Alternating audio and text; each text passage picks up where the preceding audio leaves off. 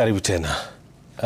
Naibu Rais Profesa Kithure Kindiki amesema kuwa serikali itasuluhisha utata wa ufadhili wa masomo katika kaunti unaotokana na amri ya msimamizi wa bajeti Margaret Nyakango kuwa serikali za kaunti hazina majukumu katika shule za upili, vyuo vikuu na vyuo vya masomo ya kiufundi. Kindiki alizungumza hayo alipokuwa anazuru eneo la Dundori Bahati katika kaunti ya Nakuru kukagua mradi wa ujenzi wa soko la Dundori.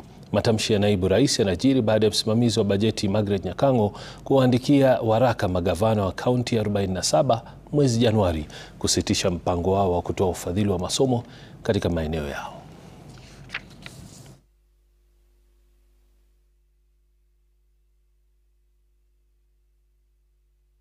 Viongozi mbalimbali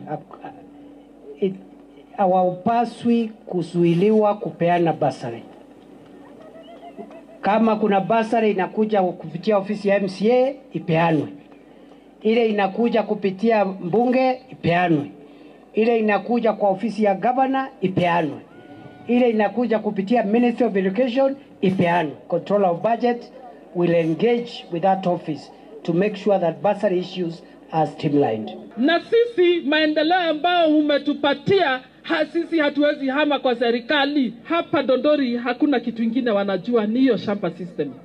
Na tunashukuru sana kwa sababu umetuwezesha, umeweza kutatua hayo. Na hospitali ya Mata imezindua rasmi mbio za Mata Heart Run za mwaka 2020.